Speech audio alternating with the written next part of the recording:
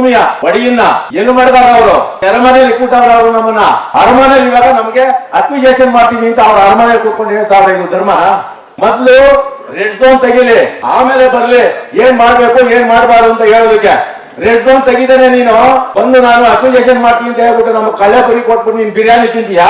ಮೊದ್ಲು ರೈತ ಒಂದಾಗ್ಬೇಕು. ಇವಾಗ ಆಡು ಕೇಳ್ಕೊಂಡಿದ್ದೀರಲ್ಲ ನೀವು, ಇದನ್ನ ಗಮನದಲ್ಲಿ ಇಟ್ಕೊಂಡು ಯಾರು ಒಗ್ಗಟ್ಟಾಗಿರಿ.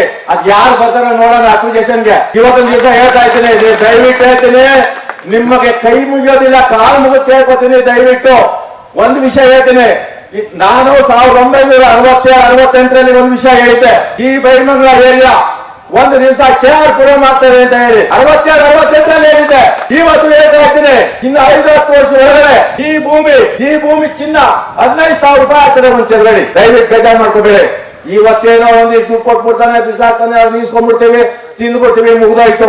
ಇವತ್ತಿನ ಅಕ್ವಿಜೇಷನ್ ಆಗಿರ್ತಕ್ಕಂಥ ಏರಿಯಾಗಳು ಏನಾಗಲ್ಲ, ನೀವು ಹೋಗಿ ನೋಡ್ಕೊಂಡ್ ಬನ್ನಿ. ಅವ್ರ ಜನ ಬೀಳ್ತಾ ಇರ್ತಕ್ಕಂಥ ಕಷ್ಟ ಕಾರಣ ನೋಡಿ ಹೋಗಿ ನಿಮ್ಗೆ ಗೊತ್ತಾಗ್ತದೆ. ದಯವಿಟ್ಟು ಹೇಳ್ತೀನಿ, ಯಾವುದೇ ಕಾರಣಕ್ಕೂ ನಾನಂತೂ ಪಕ್ಕ ವಿರೋಧಿ 99%.